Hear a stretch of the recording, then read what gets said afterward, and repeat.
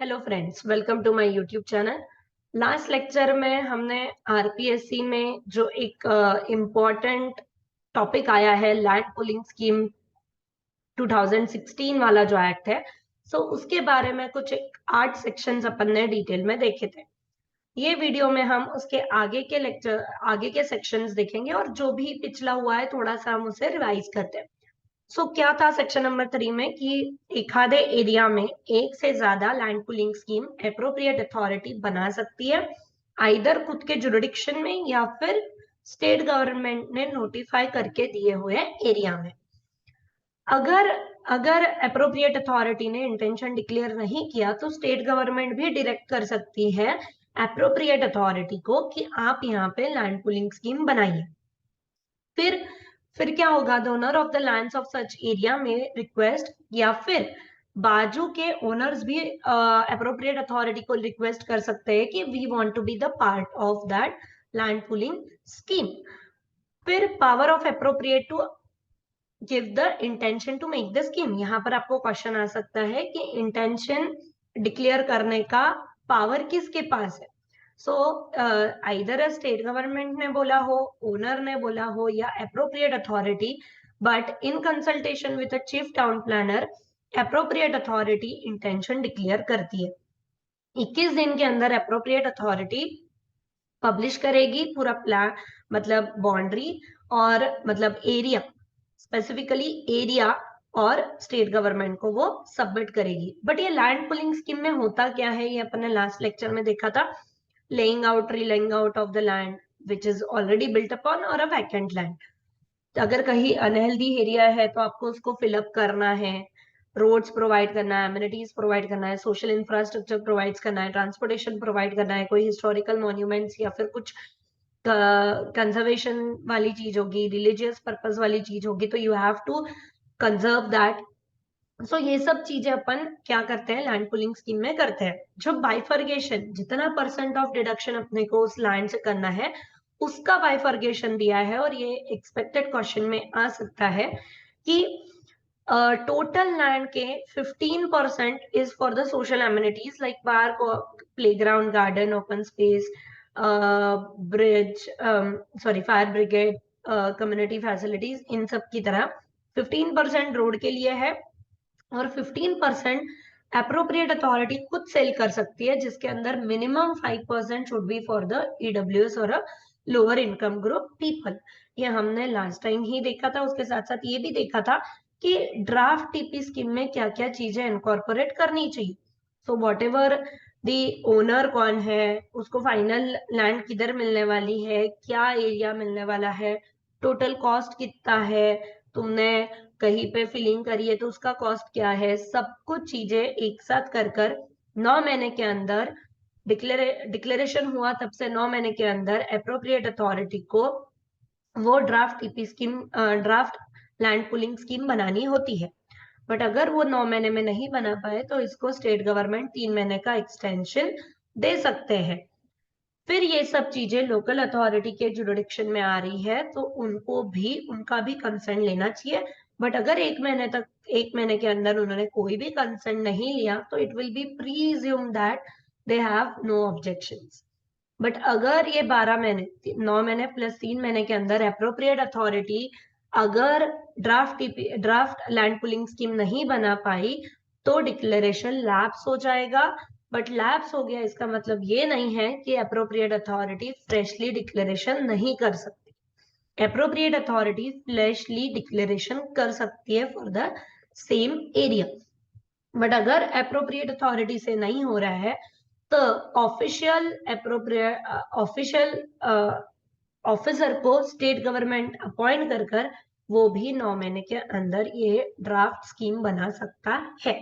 अब चलते हैं नेक्स्ट पॉइंट पे, जो है section number 8, objection to draft scheme to be consider. अगर लोगों को कोई भी सजेशन एंड ऑब्जेक्शंस है तो ड्राफ्ट टीपी स्कीम के पहले, पब्लिक मतलब स्टेट गवर्नमेंट को सबमिट करने के पहले 1 महीने के अंदर, within 1 month of the date of publication of draft scheme, लोगों के suggestion and objections appropriate authority ने लेने चाहिए। अब इसके अंदर क्या क्या चीजें है, रिकंस्टिट्यूट कर रहे हैं हम प्लॉट्स। तो what do you mean by the reconstruction, reconstitution मतलब जो ओरिजिनल प्लॉट है उसको फाइनल प्लॉट में कैसे अल्टर्ड करना है, आइदर उसको उसके जगह से दूसरी जगह ही शिफ्ट कर दिया है होली और अ पार्टली, कि उसको जगह पर जो डायरेक्शन में था उसको थोड़ा सा ही टिल्ट किया है। सो ओरिजिनल प्लॉट और फाइनल प्लॉट की लोकेशन होली ट्रांसफर हुई है, पार्टली ट्रांसफर हुई है। किसी को अगर जॉइंट ओनरशिप में प्लॉट चाहिए या फिर पहले से ही अलग अलग प्लॉट चाहिए तो they have to take the consent of the owner. ये सब चीजें कर कर अपने को पूरा ड्राफ्ट टीपी स्कीम के ऊपर सजेशन और ऑब्जेक्शन 1 महीने के अंदर मंगाने होते हैं। नेक्स्ट पॉइंट आता है power of state government to sanction the draft scheme. देखिए क्या हुआ, जो भी सजेशन एंड ऑब्जेक्शन आए एप्रोप्रिएट अथॉरिटी उसको 3 महीने में इनकॉर्पोरेट करती है अपने रिपोर्ट में, सब कुछ चीजें चेंजेस करती है और 3 महीने के अंदर उन्होंने स्टेट गवर्नमेंट को सबमिट करना चाहिए with the copy of objections कि लोगों ने ये ऑब्जेक्शंस लिए, इस वजह से हमने ये चेंजेस किए हैं। फिर स्टेट गवर्नमेंट उसे 3 महीने के अंदर आइदर विथ मॉडिफिकेशन और विदाउट मॉडिफिकेशन उसको सैंक्शन करती है, जैसे उनको मतलब फीट लगे वैसे विथ और विदाउट मॉडिफिकेशन वो सैंक्शन करती है। अब ये क्वेश्चन आपको एग्जाम में आ सकता है कि vesting of a land in appropriate authority मतलब क्या है, कि once the draft scheme has been published फिर स्टेट गवर्नमेंट के पास कुछ ऐसी लैंड हो जाती है कि जो उनके अंडर आ जाती है जहां पे वो काम करना चालू कर सकते हैं। What are that heads, clause number 3, 4, 7, 8 ये सब में की सेक्शन नंबर 6 में की shall vest absolutely in the appropriate authority मतलब क्या, रोड, वाटर सप्लाई, ड्रेनेज, इन सब की चीजें विदाउट एनी प्रॉब्लम आप अप्रोप्रिएट अथॉरिटी को वेस्ट हो जाती है वो land, they start doing their work on that land. Now power of state government to suspend the rules और बायलॉज मतलब किसी एरिया में, मतलब जहां टीपी स्कीम हो रही है, अगर स्टेट गवर्नमेंट कंपेटेंट अथॉरिटी है तो स्टेट गवर्नमेंट वहां के बाईलॉज में कुछ चेंजेस कर सकती है।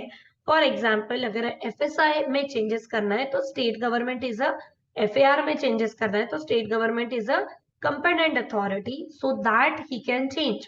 बट अगर वहां पे कोई नेशनल पार्क आ रहा है but the state government is not a competent authority, it is a matter of central government, so he cannot make any changes regarding the environmental point of view. So power of state government to suspend the rule का मतलब होता है कि जहां पे state government competent authority है वहां पर वो अगर कुछ रूल्स या बायलॉज चेंज करना है तो वो कर सकते हैं।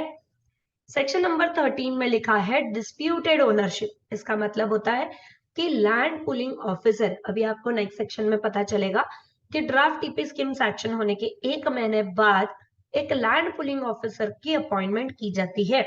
बट जब से लैंड पुलिंग ऑफिसर की अपॉइंटमेंट करने से पहले at any time prior to the date on which the land pooling officer draws up the preliminary scheme, उसके पहले जो भी ओनरशिप से रिलेटेड प्रॉब्लम है, जैसे ये लैंड किसकी है, किसका कितना हिस्सा है, क्या चीजें हैं, ये सब जो डिस्प्यूट है वो सब land pooling officer preliminary scheme करने से पहले सब चीजें सॉर्ट आउट हो जानी चाहिए। Restriction on a development after publication of declaration of intention. Once the declaration of intention of a land pooling scheme is taken out, वहां पर कोई भी डेवलपमेंट नहीं कर सकता है अनलेस एंड अनटिल राइटिंग में उन्होंने अप्रोप्रिएट अथॉरिटी से पहले अगर परमिशन ली है, डेवलपमेंट चार्जेस भरी है, स्क्रूटिनी फीस भरी है, सब कुछ करने के बाद उनकी परमिशन आने के बाद ही वहां पर कुछ भी डेवलपमेंट की जा सकती है। अदरवाइज इंटेंशन डिक्लेयर हुआ तब से रेस्ट्रिक्शन आ चुके हैं वहां डेवलपमेंट में। उसी के साथ साथ पर किसी भी चीज को परमिशन नहीं लगती है। वैसे दो हेड्स है, एक तो सेंट्रल गवर्नमेंट का अगर कुछ काम चालू है या स्टेट गवर्नमेंट का ऑपरेशनल के काम चालू है तो उसके लिए परमिशन नहीं लगती है। और अगर inspection, repairing work, sewerage, main pipeline इनका काम चालू है तो उस चीज के लिए कोई भी एप्लीकेशन नहीं लगता है। एक लास्ट सेक्शन आज देखेंगे हम, वो है application of permission for development. अगर किसी भी चीज का अगर आपको डेवलपमेंट करना है वहां पर, तो आपको land pooling officer, any person intended to carry out any development in that building, you have to take the permission from appropriate authority. फिर लैंड पुलिंग ऑफिसर एक ऑर्डर पास करेंगे, वो अनकंडीशनली ग्रांट कर सकते हैं या फिर कोई कंडीशन डाल के ग्रांट कर सकते हैं या फिर उसे रिफ्यूज कर सकते हैं कि ना, you can not do any development over here. तो ये हो चुका है, हम अभी तक ड्राफ्ट टीपी स्कीम और उसके पहले के लैंड पुलिंग ऑफिसर तक आए। नेक्स्ट वीडियो में हम लैंड पुलिंग ऑफिसर वो क्या करते हैं, उनके कैलकुलेशंस कैसे होते हैं, प्रिलिमिनरी और फाइनल स्कीम क्या होती है, ये सब देखेंगे। चलो, thank you, thanks a lot. अगर अभी तक आपने इस चैनल को सब्सक्राइब नहीं किया है तो कीजिए, ताकि आपको पूरे आरपीएससी से रिलेटेड जो भी सिलेबस है उसका अपडेट मिलते रहे। Thank you, thanks a lot.